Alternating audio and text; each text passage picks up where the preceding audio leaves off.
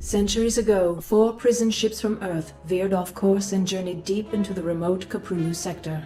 There they crash-landed on the planets of Tarsonis, Moria, and Umoja. Cut off from Earth, the survivors established colonies throughout the sector. The largest, Tarsonis, was founded by a powerful yet increasingly oppressive government called the Confederacy. Spurred by the terrible acts of this government, Arcturus Mengsk formed the Sons of Korhal. This rebel army fought to overthrow the Confederacy and liberate the Caprulu sector. Even as Mengsk and his resistance fighters fought to overthrow the corrupt Confederacy, a much greater threat confronted the Terrans. Without warning, massive alien warships appeared and surrounded the Confederate planet of Chau-Sara.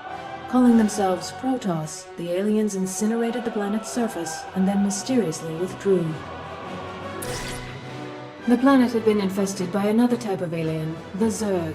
These monstrous creatures threatened to overwhelm Terran space, and the Protoss sought to eradicate them before they spread.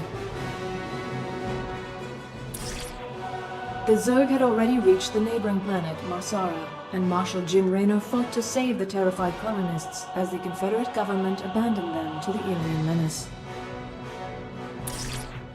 The Sons of Korhal intervened, saving thousands of lives from the rampaging Zerg and enigmatic Protoss. Disgusted by the Confederacy, Raynor joined the rebels and met Sarah Kerrigan. Kerrigan was a former Confederate ghost operative, and she shared Raynor's desire for a liberated Caprulu sector.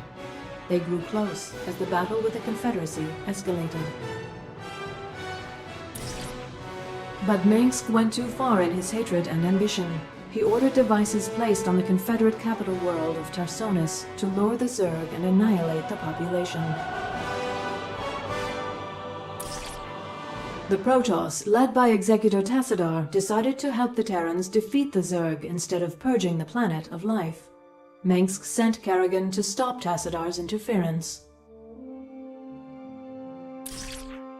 With Kerrigan battling the Protoss, the Zerg overwhelmed Tarsonis and decimated the population.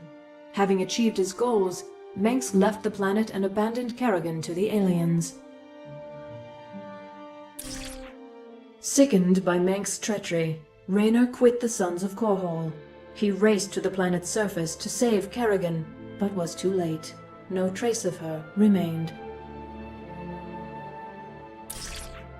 Having destroyed the Confederacy, Mengsk crowned himself Emperor of the newly formed Terran Dominion, a government that would prove to be just as corrupt as its predecessor.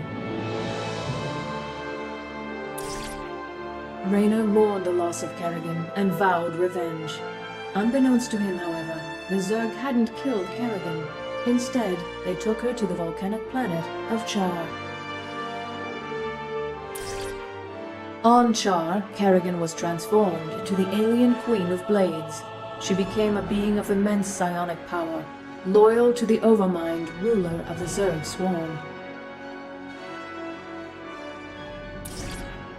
Separate from Tassadar's forces, another Protoss faction emerged from the shadows. Zeratul and his Dog Templar sought to end the Zerg expansion through stealth and the power of the Void. The two Protoss forces joined together against the swarm, but the Overmind was able to discover their secret homeworld of Ire. The Zerg quickly invaded, and the Overmind embedded itself in the planet's surface. Zeratul taught Tassadar how to combine his powers with those of the Void. Tassadar fused those energies into his ship and crashed it into the gargantuan Overmind, destroying it utterly. Despite Tassadar's sacrifice, the Protoss on Aya were forced to seek refuge on the Dark Templar homeworld of Shakuras. With the Overmind destroyed, Kerrigan assumed control of the Zerg. Raynor began a resistance movement against the oppressive Dominion. In retaliation, Mengsk deployed his greatest weapon, propaganda, to marginalize Raynor's efforts and paint him as a terrorist. It is now 4 years later. Kerrigan and the Zerg have remained ominously silent.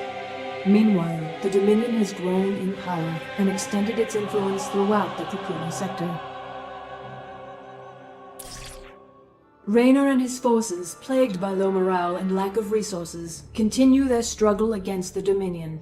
Victory against Mengsk, however, seems more distant than ever.